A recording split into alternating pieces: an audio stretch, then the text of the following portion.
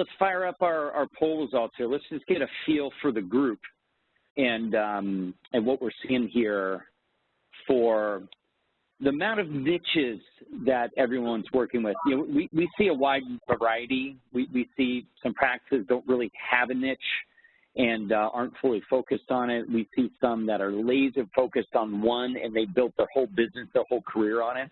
We see some that might have 3 or 4 niches that they have really good access to new people and they're all coming in here. So it looks like the majority of you are working multiple niches. So that seems to be the majority, 3+. So we'll talk about that. We'll talk about going from, you know, no niche down to a smaller number, even down to 1, of what that looks like and what might be ideal for different kind of practice here. So great insights, Jenny. Great poll on that. And again, if you're not seeing the results, go ahead and click on the bottom right as we go. And also where it says chat there on the right side, feel free to click on that. Me and Travis will keep an eye on those as we roll through here. So, so Jenny, let's get this rocket rolling here. I can share my screen to get the Prezi going. And so what we're going to cover today is a lot of insights around niches. We're going to have some breakouts where you'll be in small groups to discuss with one another some details of the of this concept, and then we're going to hear from 3 really great practices about their insights and what they are doing for niches. So let me get sharing our screen here. So here we go. Spray or pray or target and harvest. I love this concept, Travis. This is really a big fundamental at D2 on how to market. This is one of my favorite topics, you know, way back in my undergraduate business school. Was learning about this. Heck, I loved it so much. I mean, I published a book on marketing. It's such a great topic. But we see the mistake in businesses and in practices where they spray and pray with their results. So their net they're casting is too wide. It's not specific enough to get what they want. Whereas those businesses and practices that are able to target and get very specific on who they are trying to do business with, these are the businesses and the practices that harvest the most. So I think, I mean, gosh, it's been the whole theme of this webinar series, Travis, to target and harvest. But what's your thoughts on just the whole concept of this as we go into the details of niche marketing? Well, it makes me think of Dave Mazzetti, who a lot of people know. When he first hired us, he basically said he would stand on the corner of the main thoroughfare in Poughkeepsie, New York, with a sandwich sign saying, "I want new clients," if that's what it was going to take. And so I think of always that story. I imagine Dave, you know, just with this, you know, hopefully he's got some clothes underneath, you know, the sandwich sign, and he's just out there just hoping something's going to happen, you know, someone sees the sign. And but in all reality, most people that don't market well, that's what they do. They try a bunch of things. You know, they hear about an idea, and so-and-so did this, and so-and-so did that, and they don't really internalize it. They don't make it their own. They don't see if it's something they should be doing. And really, more importantly, it comes down to the target and harvest, because you got to know your target. That's all about niche marketing. You got to know, who do you work with best? Who do you have that passion around that you want to serve? You know, there's something common there with, you know, the people that you want to serve in these niches. And so the more you know that, then the easier it is to figure out what we need to use on the harvest technique. And you can eliminate a lot of that spraying and praying. So I think this is fundamental. Less is more under target and harvest, meaning that you got to know who you're going after, and so we can a lot of times cut down the kind of activities we want to do, or the number, especially when you're going across so many different markets. So we just found that target and harvest is very efficient and the most productive and cost-effective way to market. You know, Travis, I think a key takeaway of what you mentioned there is that it's all about what works for you and your practice for all the participants here. There isn't a silver bullet. And I'm looking at all the people on, you have very different access. You have very different niches depending on where you are in the country, or access to a certain company where you have some clients and you can get more clients. I think that's the key here is it's not trying what somebody else did, learning what they did, learning from them, but going after your niche. And it's all about where do you have access, where can you target, and where can you harvest. So let's just talk about niches in general. Gosh, the very best practices that we see at marketing, they know who they are trying to get. They're laser focused on it. And it really is extremely efficient. I think it's this throwing the dart at the bullseye, knowing exactly where you're going to go instead of just, spraying anywhere and hoping you can get whoever happens to be driving by when you have that sandwich sign hanging out there. So, so this sort of narrow pie in the window, some of you have, and you want to go deeper with, some of you are trying to figure out, what's the pieces of the pie that you're going to really go into. But I see the people that do this, Travis, it's really easy to enhance the client relationships. When you've got a specific segment of people that you're really trying to serve, you can get really good at working with them. And we'll see how it's efficient, but I think the relationship itself gets much stronger when you're working with a specific group there. What's your thoughts on the enhancements that can happen through niches? Yeah, absolutely. I think what I see happen, and later on you're going to click something that talks about honed expertise, really goes hand in hand here, because as you become an expert, then you can deliver a superior client experience for folks. So whatever challenges, whatever pains, whatever the goals that are very typical to that niche, once you get really good at that and become an expert, then you can just bring so much more value because you know how focused that's going to be with your advice. And so to me, those two things go hand in hand and enhance client experience and being an expert in their category. Big time. And something you mentioned in last month's Target and Harvest webinar was the ease of being a big fish in the little pond. The more access you get to these people, it does sort of cut out the competition.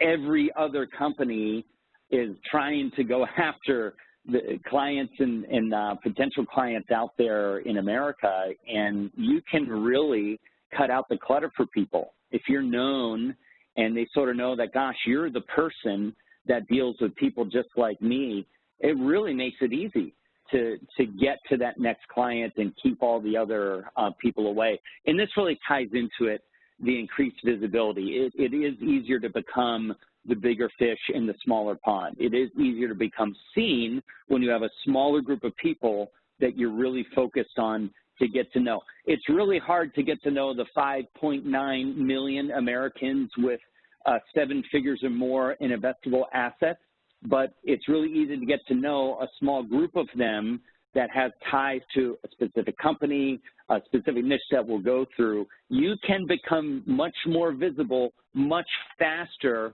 with this kind of approach. And well, yeah, we're going to hear from one of our experts. I'm going to ask him about a story where he actually met an individual who works at a company that he's very much a niche involved, and the guy already heard of him and already knew of him because of all that work that he had been doing with that one company. So right when he heard his name, he's like, oh, you're that financial guy. And so that increased visibility, the word of mouth that you're going to talk about next, it happens when we get this laser focus and we work with these niches. It becomes easier to get to people. It really does. As you become known, you are that big fish, and as you have more visibility, that word of mouth just becomes so much quicker. And I can think of so many countless examples of our really great practices that we're going to hear about. It just gets easier and easier and easier. Like that quote of, hey, you're that financial guy, here I should be talking to you. That's huge. That's everything.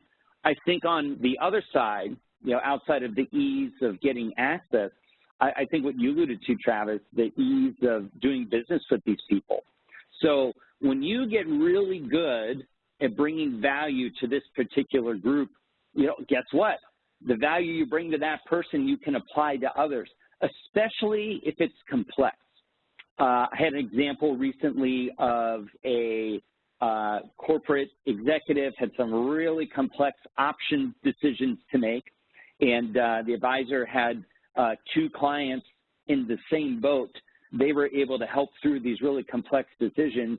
And guess what? There were a lot of other executives at the same firm that had the same difficult decisions to make, and there wasn't people with that exact expertise. Your typical advisor out there isn't going to go that deep. They just want to get the rollover and sit on it, or that's a firm like Vanguard Fidelity where there really isn't any kind of help. So when you can offer specific value for that group, that's when you really hit gold with this kind of niche. And so again, the value you bring one is probably going to be applicable to others. And it actually makes it easy because you do the work for one client, your team does the work for one client. Gosh, you can repeat it over and over again, most likely. So what's your insights there, Travis, and just the additional benefits, once we get to these niches as clients? We talked about expertise and how it lends to the client relationship. I think about the advisor and how technical our world has gotten, and with all the different products, strategies, benefit plans that we come across. So I think about the advisor's honed expertise. If I decide to work with a company, an ABC company, and I get to know their benefits, and I can get 100 people that are working there, think about the productivity I get and the lift I get, and I'm becoming an expert. I want to stay on top of that 100 or that one company for those 100 clients. Whereas when you start thinking about just on what companies you're going to work with, if you've got 300 clients and you got 200 companies you're trying to manage with benefits, I think about my own time and my own expertise and efficiencies that I can get just internally by doing that. And it really becomes cyclical. Getting good at servicing these people, requires less resources, but then that fuels the top of this benefits. It makes you more referable. So the word of mouth enhances. Your competition goes away because they may not be able to help with that specific value. So I think, look, Trevor Shakiba, he can be on today, but one thing he'd say is if you're getting into a newer niche or you're trying to get your foot in the door, that, hey, pretend you're an expert in there. Figure it out as you go, but just really be honed in on these people. And I think get really good at it. Bring new value to these people. Figure out what it is that they need. What are their pains? What are their gaps? How can you take it away? That should be really key and enhance your marketing and your really word of mouth as we go here. So tremendous benefits. It really is just so efficient. So here's a lot of examples of what we've seen here at D2 of some niches. So whether you're trying to expand your niches or narrow down to a niche, here's a lot of different options if you're looking to kind of expand who might be your niche. A common one is a specific industry, whether it's the oil industry in Texas, or maybe a local industry that exists, or the medical profession, the law profession. We see a lot of that.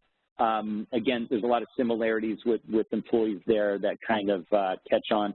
Specific companies are really good. I think this is where you can be really valuable. We'll hear some of these from our guests today, but I know there's really big practices in our industry. They've made their whole career really diving deep with one company and kind of being the go-to person for that big company and servicing all their executives and management level people really can be great. We see some practices focus on retirees, whether it's people making that transition to retirement, which is a great segment, or maybe a specific group of retirees that needs help managing their money and sustaining retirement. It's kind of an interesting niche. And I think just different types of people, widows, maybe someone that lost their spouse, lesbian, gay, bisexual, transgender. We've seen some very awesome niches there. So just in these examples so far, Travis, and what's some thoughts on this first half group before we go to the next one? Well, I'm just thinking of, as each one pops up, I can go through and name advisors that are working in those areas and identified as key niches. And so that just to me is reinforcing, without doing much preparation on who's doing what. I just have these advisors popping in my mind that are all doing this. In fact, you know, three of our three guests are going to be talking about actually niches in 3 different ones here today. So yeah, I think that would be great for the audience to hear. Yeah, so here's some more examples. We've got some that specialize in people recently been divorced or divorcees. Younger professionals we've seen where we've seen some younger advisors that want to work with more people like them and maybe some younger executives or younger business owners and know that, hey, this person's going to be a client for a long time, is a neat niche. Country clubs is really common, or some kind of exclusive group. We've seen some people do really well, again, with a small group of people that have something in common. They're all a member of this club. You know, very easy to become known and meet people there. Same thing with associations. Easy to be around a small group of people, especially if they have meetings and activities and things going on where you have access to others. Really makes it easy to get in there. Small business owners is sort of a general term, but we even see within that some great focus there. Like I know for me, in my town, when I had my practice, all the people that own car dealerships here all became my clients. And I got one, brought them a lot of value, and they sort of shared that with another one. It turned out they got together once a month, and I started to go to their meetings, and I eventually got them all over the years. So it's a great niche, but even within the business owner, you could go even further. And here's an interesting one too, which I really like, is people that have a specific interest or a hobby. We've seen people pick up clients through the fun things they do. You know, an easy example might be golf. People they play golf with, they attract new people. It might be people that are really into wine and in a special like wine tasting group. And the people get together for this thing that they like and they enjoy, and the connections happen that way. So endless amounts of connections there. We've seen people get clients that just have neighboring season tickets at a sporting event. So, so hopefully this gives you an idea. If you're looking to add a new niche or take it a step further, you know, use these examples to kind of expand from. These are, as Travis said, all ones that are definitely working. So any more thoughts, Travis, on these other additional examples of niches? No, I mean, this isn't even close to all of them. I mean, we're just giving some fairly broad categories as people look to define niches. And I know one of the things that we're going to ask people to do if they haven't done it already is go through their client base and really start sorting according to commonalities so that you can discover, maybe I already have, 5 to 7 clients over in this one particular area, but I've never really thought of that as a niche. And boy, I do like working with people that are bourbon enthusiasts or are part of this association. And so part of what we're trying to do is bubble up some different ideas, but the real work is when the advisor walks away from here and goes back and looks at their client base and their community and says, hey, here's the niches that I really want to go after based on what I already have in my book of business.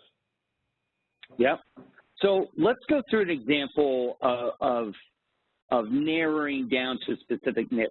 And keep in mind, we've got focus groups coming in. So within your small group, we're going to talk about some of these things, whether it's adding one or what we're going to cover here, how to really niche down from a wider net down to a specific target.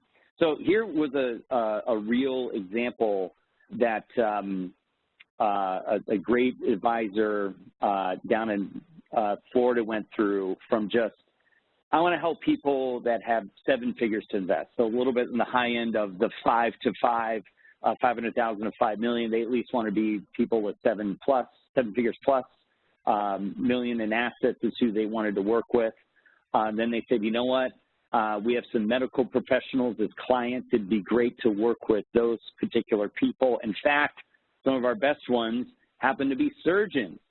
And they're not just surgeons, they're specifically orthopedic surgeons. And you can go even further down to, the ones that do maybe knee surgeries or a specific area that they might be great at. Then it could be orthopedic surgeons at this practice or part of a hospital conglomerate. And then it could be even another variable in there, like Hispanic orthopedic surgeons at a specific practice. When you get that narrow to a niche and there's a smaller number of people and you're really speaking to them, you're designing your services for them, you're bringing them value, it's very easy to become known and to get those people pretty quickly.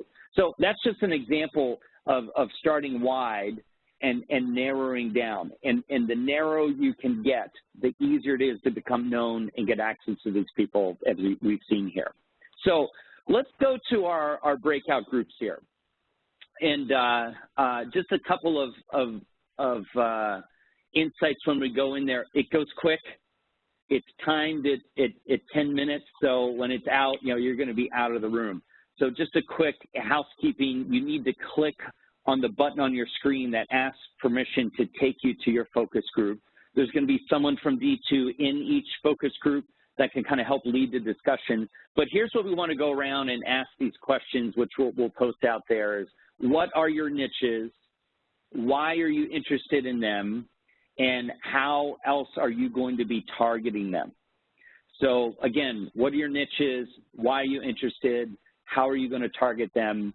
Let's go into these focus groups here, Jenny, and kick it off. Keep in mind, when we come back, it's going to be as if you came into the webinar at the beginning, so you'll have to turn your camera back on. But remember to click on the screen, just the permission to take you in the focus group, just so you don't miss out on a great conversation with a bunch of other great advisors that happen to be on. All right. If you're coming out of your breakout group there, just you have to turn your camera back on manually so we can see you. But regarding.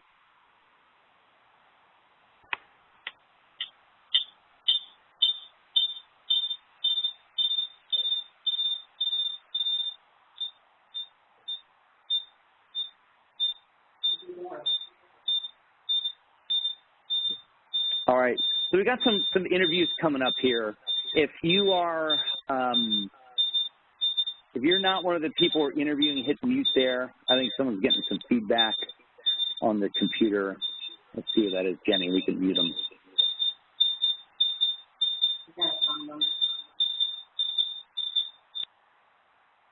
You will find them there, John. There we go. Yes, found them. I'm getting good at that. So we have some awesome interviews, Travis, 3 really great practices. So let's go through them one by one. First up, we got AJ and Jeff. I'm looking forward to hearing about awesome results, especially around niche marketing with these 2. Yeah, AJ, Jeff, we have you on? I'm here. There's Jeff. Or I'm sorry, there's Yep, AJ. that's AJ. Yep. I'll hear about that later. Can you guys hear me? Yes. No. Oh. So got these guys. They're up there in the Pittsburgh, PA area. Been working with them a couple of years, and they're awesome guys. First and foremost, they love implementing. They're very proactive. They're very leaderful. And one of the things that they've been working on in the last really year, maybe before that, but I think it's starting to take off, is a niche around working with CPAs. And as far as, getting referrals from them. So AJ, I'd love to hear from you. How did that kind of get started, and how did you choose to work in that area? So it's something I've worked on for a really long time. It's probably been 10 years in the making. And, it doesn't take 10 years to develop. So that's not why it took 10 years. I just kind of stumbled around and was struggling to figure out how to connect and what the value proposition was for the CPA. And once I figured that out, it's now we've got another one on the line here in a pretty short period of time. So the original idea started with it's expensive to buy financial advisory practices, 2.5 to 3.5 times recurring revenue. CPA practices are cheap to buy. So if I could find a way to take the assets that sit inside a CPA's practice, but I buy a CPA practice for 70 to 80 cents on the dollar. It'd be a lot cheaper way to get the assets. And so I started in that direction, and then, it just kind of evolved from there. And what we have now is a lot more efficient than, the 8 years I wasted before I actually put this thing into place and I would start bearing fruit. That's not true, AJ. You had to go through those 8 years to get to those 2. Yeah, absolutely. But not everybody else needs to do that. They can take the shortcut that we figured out at this point. There we go. That's why we have you on here.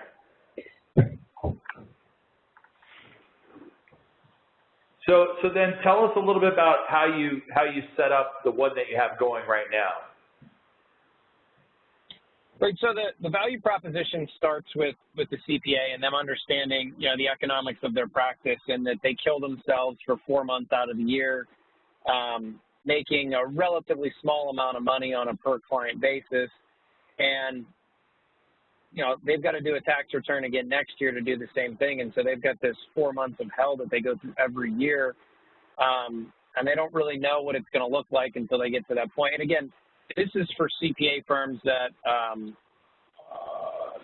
are more focused on the individual client, the individual tax preparer, as opposed to CPA firms that do audit work and have more year-round business and whatnot. So talk to them about that, and then really go into the value proposition of what each client is going to get as a result of working for them, and how the CPA industry is likely to evolve, in that they're slowly going to get picked away at, and eventually, it's going to either go to higher end firms that are doing complicated work and charging $2,000 and $3,000 as a minimum for a tax return, to who can do it as cheap and as fast as possible, like H&R Blocks or Jackson Hewitt or things like that.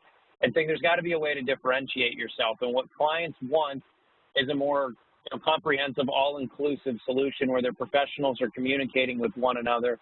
And so what we're suggesting you do is, from the client's perspective, you tell them you partnered with an outside firm that's going to come in, and together we're going to review your tax return to figure out how we can add value beyond just preparing that tax return. So what are things that we can do after tax season to lower your tax exposure, to make you more financially efficient, while also giving us, your CPA, a better view into your overall financial picture, so that the knowledge we have inside our head can be better applied to you, our tax preparing client.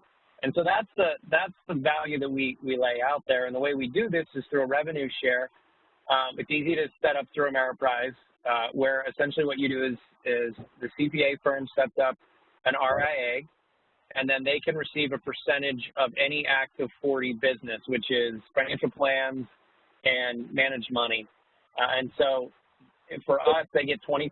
So anything that comes through that referral relationship goes right into that, and they're getting recurring revenue. Now, the challenge is most CPAs don't know how to refer business, and even if they want to, they don't know what to say to their clients to get them to take action. So what we've done is we've actually taken the process and put the ball in our court, where we do a data sort on the CPA's firm. Well, basically, we take every tax return they have, and it's easy to do within their software. You take every tax return that they have, and you export it to Excel. And row 2 would be the first client, and it would have every line from their tax return, except we strip out client name, we strip out address and date of birth and social security number. So we pull out the stuff that would be sensitive information, and we're left with a sheet that tells us every line on the tax return, and it goes the whole way down. So we can look at their entire practice, and we then sort by different columns on there. So people with high interest and dividend income, people with high adjusted gross income. And we go through the whole tax return and essentially sort and then highlight the people we want to meet. And so this particular practice does about 2,000 tax returns. We've identified about 400 people within that group that we want to meet. And then we prioritize, and we reach out and do a 1040 review with them. In that 1040 review, it's an advisor from our team and the CPA.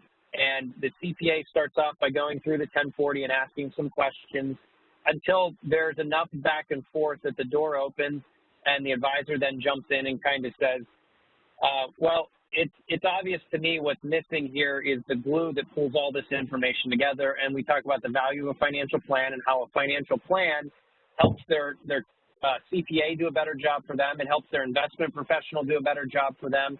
It helps their attorney or estate planner do a better job for them. And it's one sheet of music that every professional in their financial life can sing from. And we walk them through that there's two ways we can do it. We can do a comprehensive plan, and this is the cost, or we can do a foundational plan, which is more of a sketch and may not get us everything we need, but it's a good start. And then a majority of the people that we identify and we do these calls with say yes, and they move forward in the process, and then we just take them down a normal financial planning road, which, you know, ultimately leads to them moving assets and doing business. Wow, that's a pretty systematic approach is what I'm hearing. I'm also hearing it's a very much collaborative approach, especially in front of the clients, where you're combining your expertise with the CPA, really working in their best interest. So very, very, very cool. So Jeff, from your end, yep. I'm sorry, go ahead, AJ. I was just going to say, I mean, you know, the success we're starting to see from this is obviously the buy-in from the CPA firm. I did a call about 2 weeks ago with one of the partners of the CPA firm with a potential prospect, and it was such an easy transition from what they do as a CPA to what we do as a financial planner, because the CPA was on the call and she had already, quote unquote, pre-sold us. And, you know, it was a great call because there were some questions that the accountant had to ask, or had to answer rather, and then things obviously that we can help them with. So the key, one of the many keys, is having the buy-in and the CPA firm understanding what we really do for the clients too. Well, and I like the way you guys take it by the bull by the horns too, because it sounds like you put the onus on you to make sure they understand how to position you. And so, you know, that's around messaging, obviously, whether it's, you know, orally, when they're verbally, or things in writing. So I think that's an excellent approach, because I see that fail a lot, especially in working with other professionals, is we're just so dang happy that they're going to, oh yeah, you're going to refer me business, great.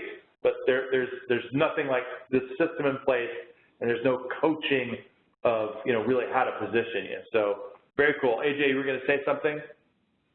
Yeah, the other cool thing that we've experienced is, as the CPA firm has started to understand how this actually works, both from a process standpoint, but from an economic standpoint, we've seen some pretty cool things happen. One of their bigger clients, as far as their perception of the assets that client has,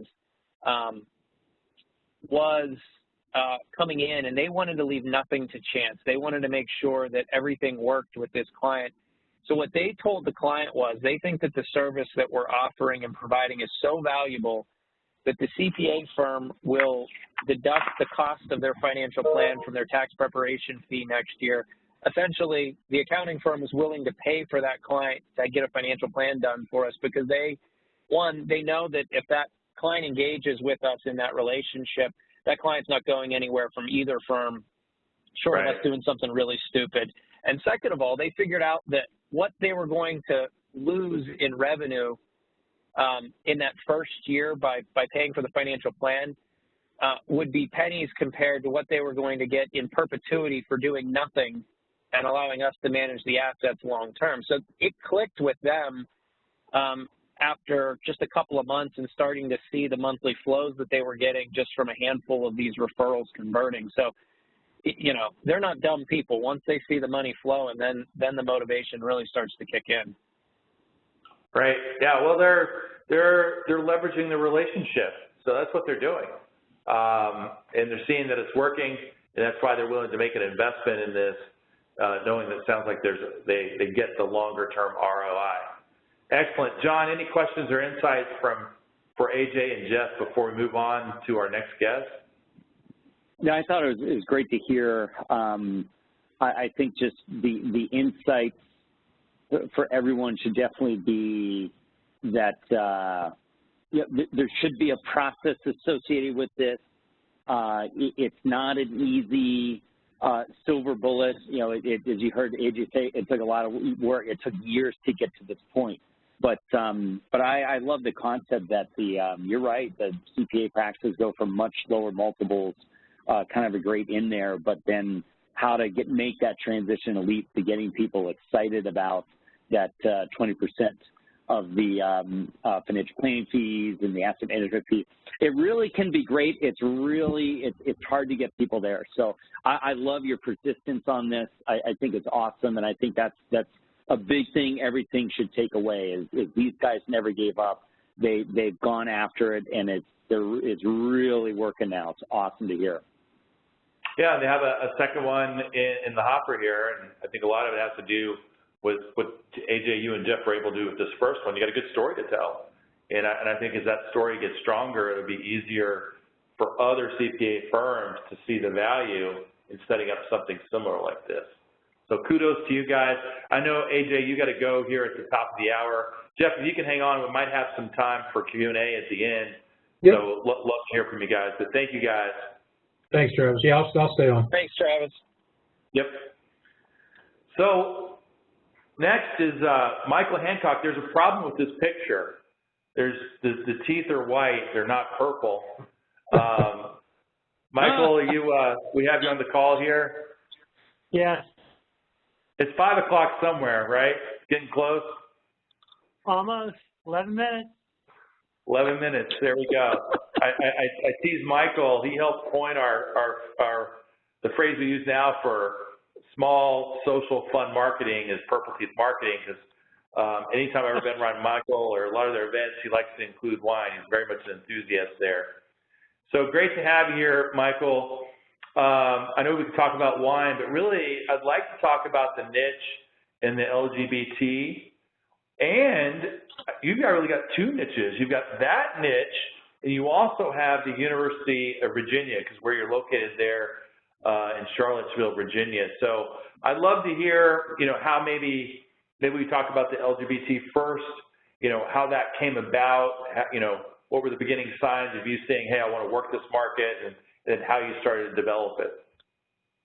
Sure.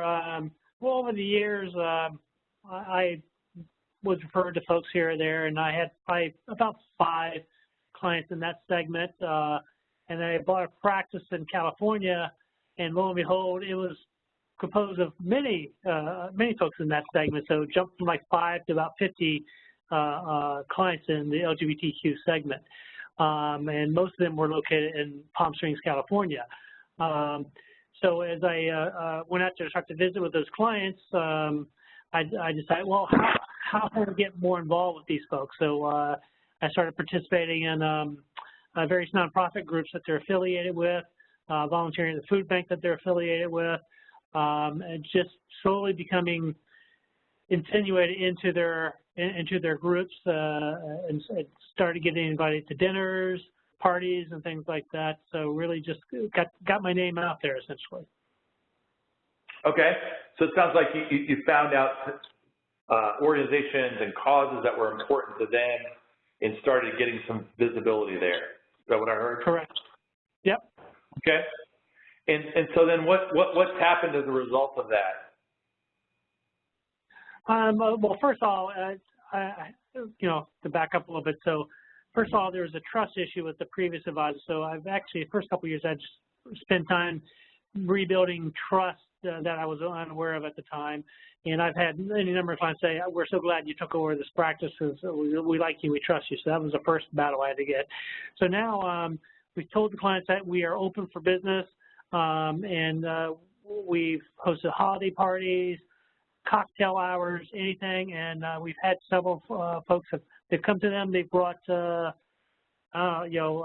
most times they bring friends and things like that to these things. So it's been a slow process, but our clients want to be advocates for us. They've told us they are advocates for us, and they are out there promoting us as much as they can. Okay. And then talk about UVA. I think that's probably a place you guys that space you've been playing in for a much longer time. And tell me a little bit about, your affiliation with them, how that started, and what that's blossomed to. Well, that started actually when my wife, when she was worked at the University of Virginia as a NICU nurse, And I started working with some nurses. That was, in fact, my first year I had like 35 clients. I think 30 of them were nurses. But what really happened was an advisor in 1995 left the company. I was assigned, I think, 40 of her clients, of which 10 were, or maybe 5 or 6 were university faculty. And from there, we now have 20 specific university faculty associated with the Curry School of Education, which was where she was then, and we just have gone deeper into that. Then along the way, also affiliated with the university, I don't know if you guys know, you got faculty, you've got staff, you got medical professionals, and then you also have physicians. They all have different benefit packages and different things like that. There are actually many different subsegments within the University of Virginia. So we have probably 75 to 90 of our clients are just University of Virginia employees, faculty, medical professionals, staff, things like that. So it's a lot of different segments. So it's grown from having a few to having probably, 18% of our client base is just UVA faculty by itself, or UVA employees of some sort by itself.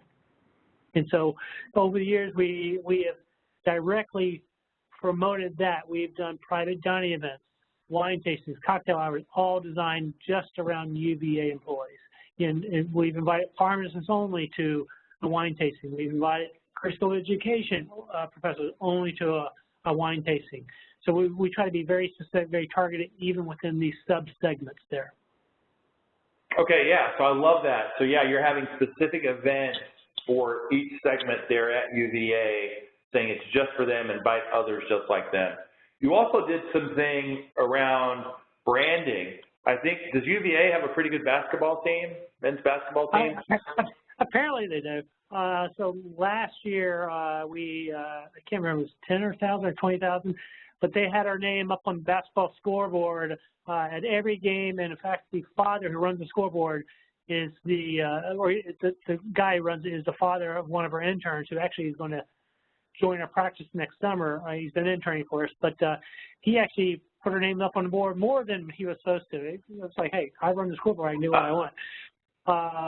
And so they put out another package in front of us this year, and we're trying to figure out, we want to do it, but with COVID going on, we're trying to figure out how we're going to get bang for a buck if all of a sudden school shut down or everything's virtual or sports seasons are cut short, because a lot of it's sports related. So we're trying to figure out how they can provide a backstop to us for some guarantees if all of a sudden the sports season is shorted. How are they going to work with us on that? So we definitely are branded specifically with the sports teams.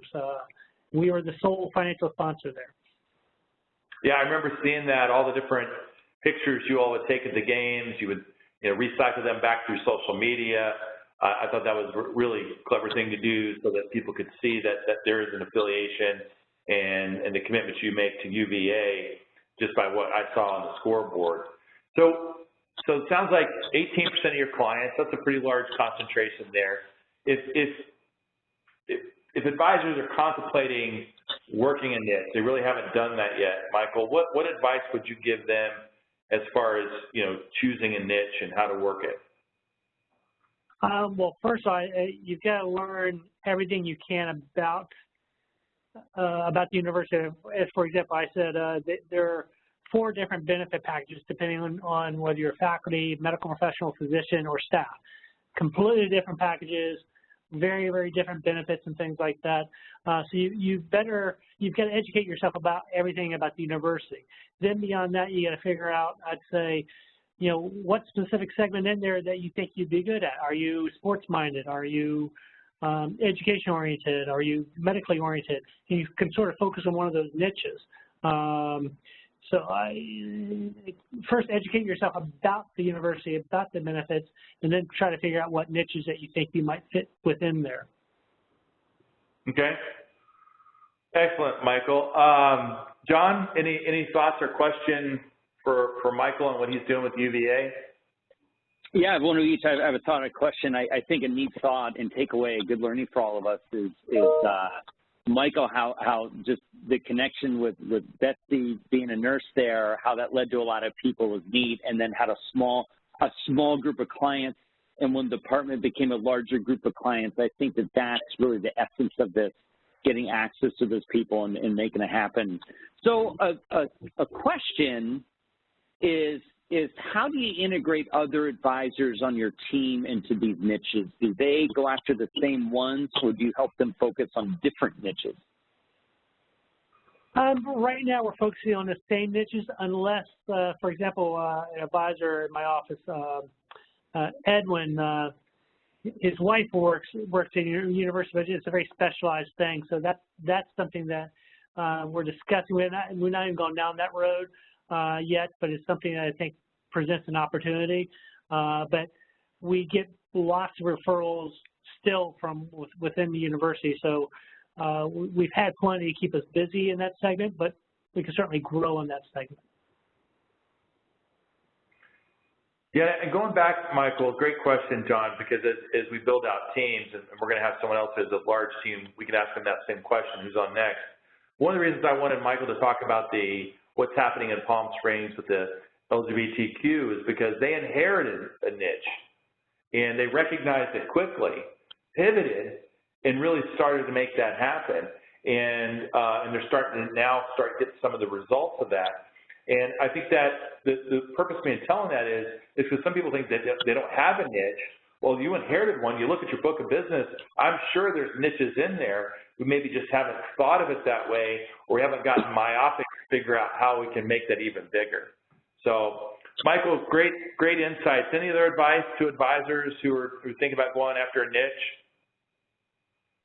I say, you do need to be focused. You need to sit down and sort of look through your client base, figure out where those niches are, what you feel you can specialize in, what you enjoy working in. Don't just, like, one of our niches is engineers, but they're very highly analytical. I don't really like working with them, but we have people in our practice that do like working with them.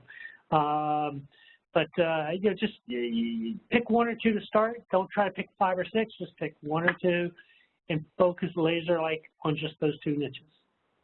Okay. Great advice, Michael. Well, if you can, stay around a little bit. We might have some time for Q&A, but we're going to get to our next guest. Thank you. Mr. Bob Bonfilio. Bob, I mean, you're so handsome, I think we should start a D2 calendar. Are you up for that? Wow. That would be incredible. Yeah, I think so. So Bob is a part of RISE up in New Hampshire. Of course, they've got a couple different locations, one in Florida, one in Kansas, 2 in New Hampshire. So Bob, I want to talk about your experience with niche marketing on a couple different fronts. One, let's talk about, and you've spoken before at our conferences about what you've done with companies like BAE. So maybe you can just kind of retell that story for people who haven't heard that. How did you get started at BAE, and what are some of the things that you've done to develop that niche? Okay, so BAE is a big defense contractor in New Hampshire. So in New Hampshire, there's not a lot of big companies. So BAE employs about 6,000 people here, which is one of the top employers in the company in the state. So they happen to be in our local area. I happen to be a recovering engineer, so I can kind of relate to the folks. I used to work for Texas Instruments in the defense area, so part of developing that niche, I think, no doubt has to do with I can speak the language. Then it started with just I too bought a practice. One of my earlier practices that I bought had a few clients there. So I threw a retirement party for one of the guys, and then he invited some people from work, got some of those people as clients. But then I think the turning point was when my Columbia wholesaler suggested doing what he called a document day.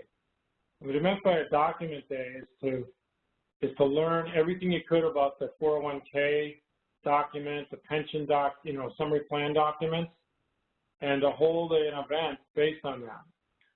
So at the main plant at BAE, if you walk straight out the front door, you go into the parking lot. But if you, instead of walking straight out, you take a left at the front door, you get margaritas, all right? So we rented out the function room at Margaritas, and we had a taco bar and margaritas and beer and wine. And we did a document day. So we had like 40 people there, and I had the Columbia wholesaler bring Claude Abram over, and he went through, you know, all the key points of their documents, things that are like the back of our hand for us, but that many of them didn't know. Things like in-service distributions. Now, it's going back, you know, 8 or 10 years.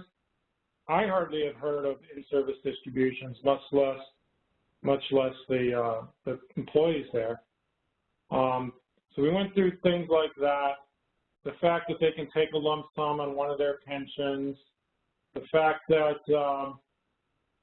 in order to get the full match, you have to contribute in every paycheck, all these things. So we did this document day, and I got some results from it, but I didn't get great results with, you know, with 40 people being there. So what I decided to do from there on is to hold bring a friend dinners, but instead of just opening it up to anybody, it just did them for BAE employees.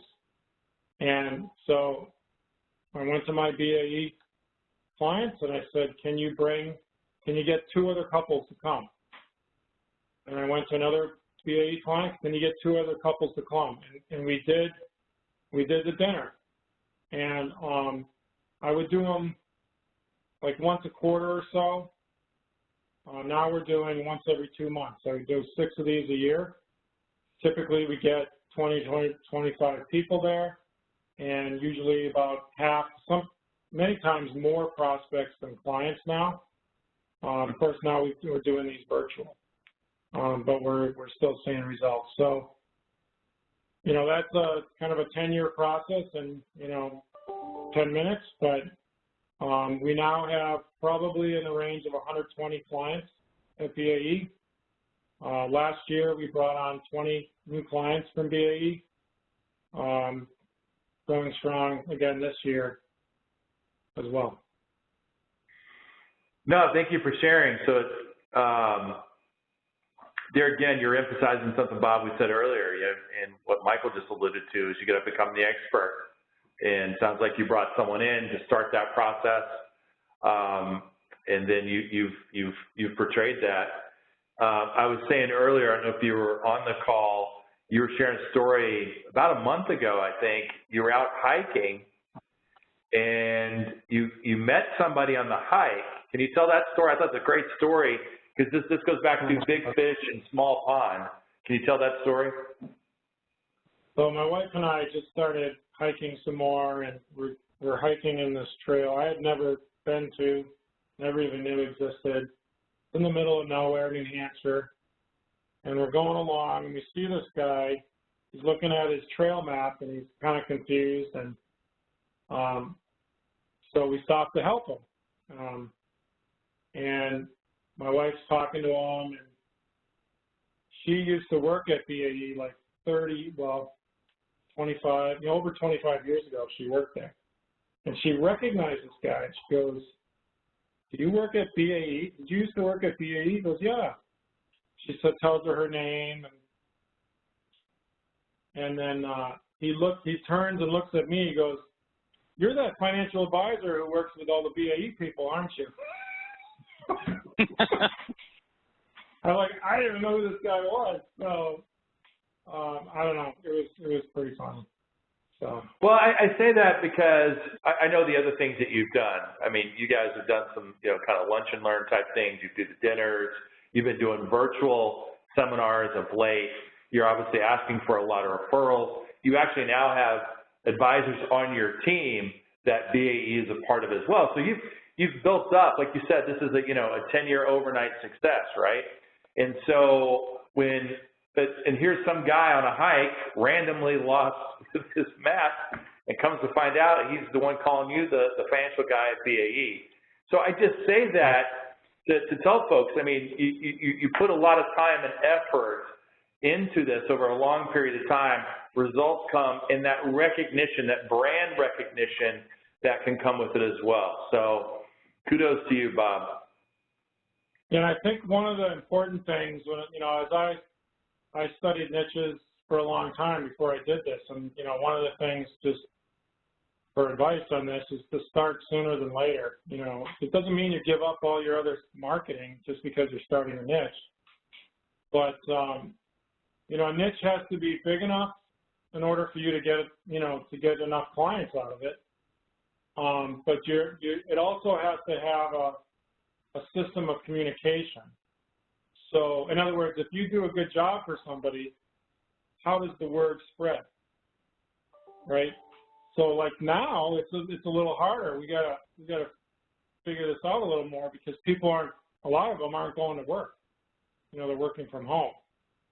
So I'm starting to hear that, like, well, I normally would invite people to dinner at work, and you know, so that we're not going to work. So what I've done is I put together emails that they can just turn around and just hit forward to people and just try to make it as easy as possible for them to do this. But, you know, these guys talk all the time. They compare notes. I have to be careful about the fees I charge because they talk to each other. But that's good because the word spreads, right? But if you have a niche that, or you pick a niche that people don't talk to each other, or there's no system of communication, there's no newsletter, there's no conferences, there's no sharing, then it's not going to spread. So that's another thing to think about when you're picking a niche. And then the other thing is, it's kind of interesting. Michael referenced, you know, his wife's a nurse and he has a lot of nursing clients. I used to be an engineer, have a lot of engineering clients. And I'm working specifically, I'm targeting directors there because I find, and I even say to the people now when I'm asking for referrals, I said, don't refer me to the guy who's going to bring his spreadsheet in and tell me how to do my job, okay? And we all laugh, and they know exactly who that is, so they, oh yeah, I'm not going to refer you to them. But I'm working more with the directors, which is right below the VP level. You know, so they're making like $300K a year. Oftentimes, they're married to another BAE client. You know, so combined, they might be making $400 or $500K a year.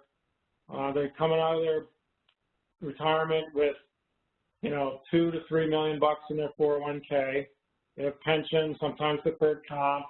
You know, so there's things we can do with them, right? So in other words, it leverages the expertise, and it's going to be profitable. So and these people are pre-retirement, so they're usually 55 plus. If they're 59 and a half plus, even better because I don't care when they retire. I can help them with their 401K. Yeah, I love what you're saying. So if you listen to Bob, you know, he started working out with BAE, right? Now he's down all the way down to directors. He's also from a profiling standpoint saying, please don't send me, I'm a recovering analytic, I don't need an analytic is basically what I heard there. So he's really communicating well within that niche to say what he wants and what he doesn't want. It's very specific. So Bob, one of the things, you've got a large group, you know, over 15 advisors there and growing. It'll be close to 20 by hopefully this next round of recruits that come over. How are you handling niches within a group? Because John asked that question, so I'm bringing John's question back up to Michael. So how has it worked there at Rise with so many advisors? Is there multiple niches, or you have niche teams? How does that work? Yeah, so we have 21 advisors, including the partners and the group that share space with us that is branded with Rise. And so what we've done, and then there's an additional 20 plus team members that support us. So everyone on the team, including the staff, is on a niche. We call them niche folks. There's like 6 niche folks. So Elliott Hospital, Paychex, Raytheon, Eversource are some examples. So these are all companies that we have. And we scanned our practice, the whole practice, and looked at where do we have the most employees at, And, you know, again, is the place big enough where we can leverage? We're going to use leverage our expertise, and is there a system of communication? And so everyone's assigned to one of those teams, and we meet those teams. Each team has a captain. Each boat has a captain, and we want our oars rowing in the same direction. So we meet on a monthly basis and brainstorm about what can we do to deepen our relationship with that niche. So there's things like lunch and learns that go on. There's virtual meetings. There's when open enrollment happens, we're sending notices to our clients about open enrollment, what to watch for. We're going to do a webinar this year about open enrollment. BAE's laying some people off. The defense business is great, but they do have Boeing as a client, and last I checked, the airlines aren't buying very many airplanes, so that's caused some financial difficulty there, and they're doing some layoffs. So they did a voluntary layoff. Now they're doing an involuntary layoff, so that creates opportunity.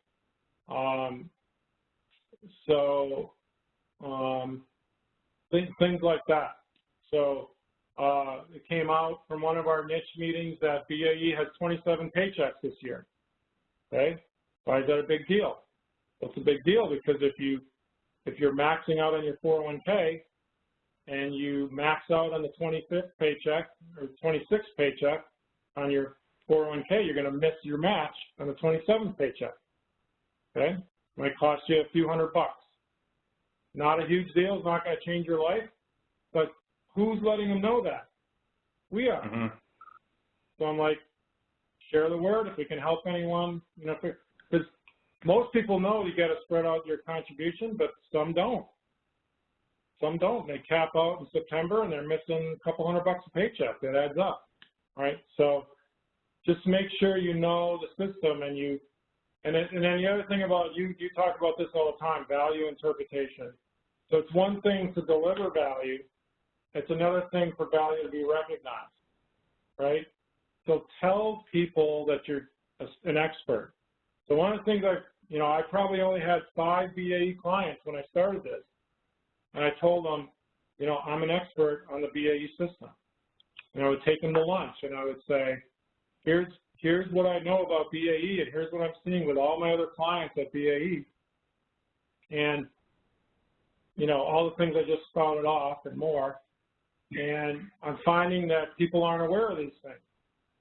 So, Mr. BAE, you know, I want to meet more people like you so I can help, but if you were me, what would you do?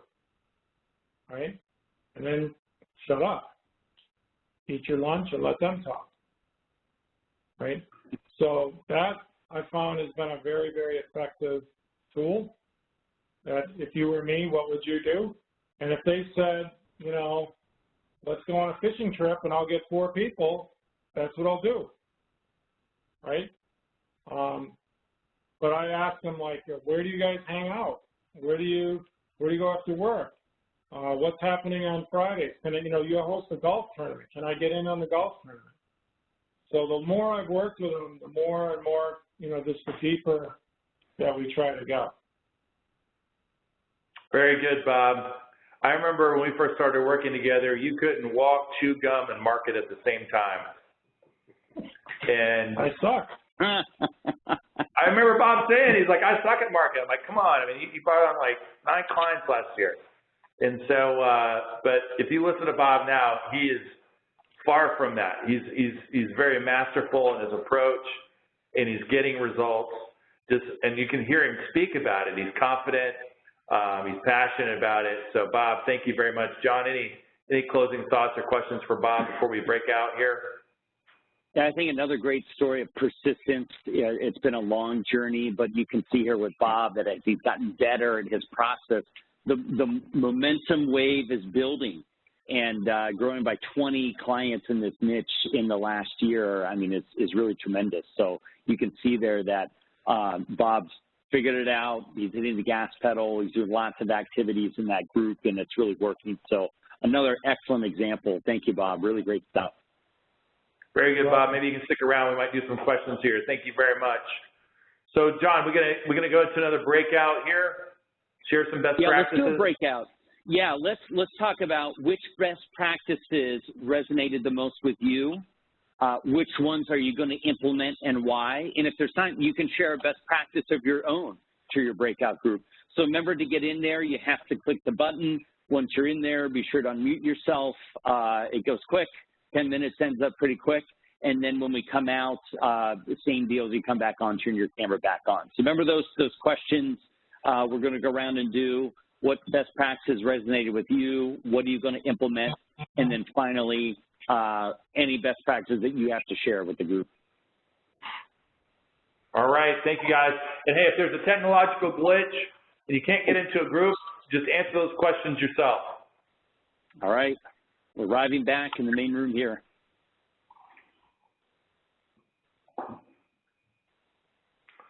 All right, John, you think we want to maybe open it up for a few questions based on our panelists to see if we've got a few there?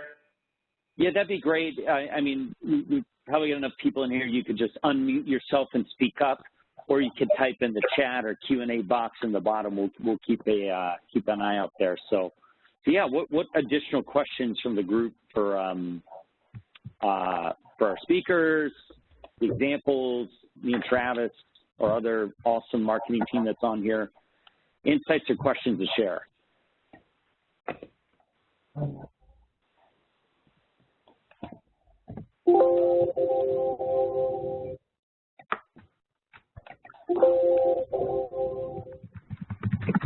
Cool, Ding.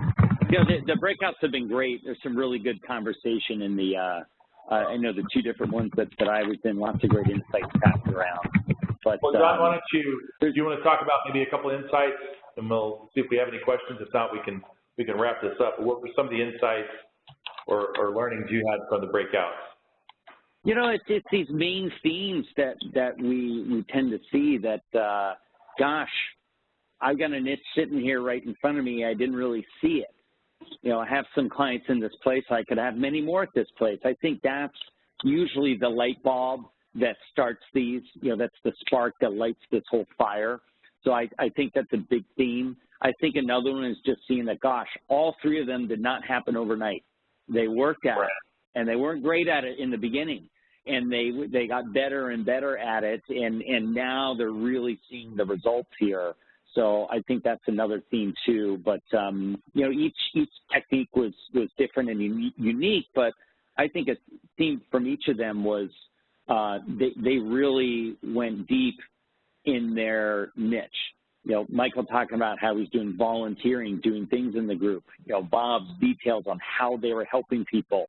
Insights from AJ with the CPAs and how they were able to turn the corner with them and get over the other side of the hill. It's you know, it's really a lot of those main ones seem to come about from those groups and from the presenters in general. Yeah, the word I like to talk about a lot in business is sustainability. You want to build a sustainable business, and that requires commitment and stick-to-itness.